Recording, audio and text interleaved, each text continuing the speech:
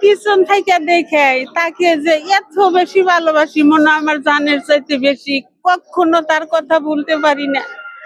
মনে হয় সবসময় দেহুর মাঝে তার কথাই মাথার মধ্যে, খাইতে বসতে উঠতে, এমনকি নামাজের শেষদায় গিয়েও মার কথা মনে পড়ে, কোরআন পড়তেও মনে পড়ে।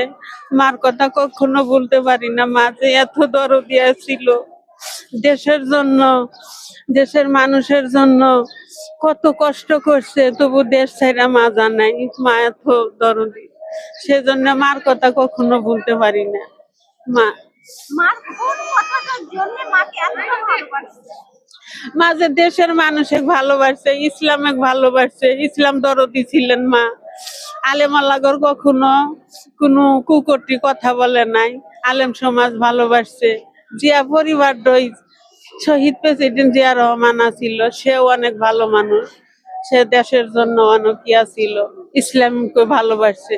সেই জন্য এই মানুষগুলো না খুব পছন্দ, খুব ভালো লাগে। তারা ইসলামের বিরুদ্ধে কোনো কথা বলে নাই।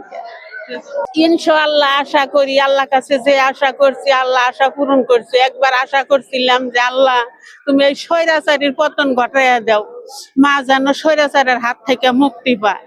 আবার আল্লাহ কাছে আশা করছি সম্পূর্ণভাবে আল্লাহ তুমি এই জিয়া পরিবারটাকে এই বাংলাদেশের সর্বোচ্চ সম্মান আল্লাহ দান করো। এই জনগণের দিয়া আল্লাহ তুমি নির্বাচিত সরকার জনাব তারেক রহমানকে তুমি আল্লাহ দান করো, মানুষের সেবা করার জন্য। বাবার আদর্শ জানি পালন করে, মায়ের আদর্শ জানি পালন করে, এই ব্যাখ্যায় আমি করছি যে জনগণের ভোটে ইনশাআল্লাহ জয়ী হবে। আল্লাহর কাছে আমি আশা করি।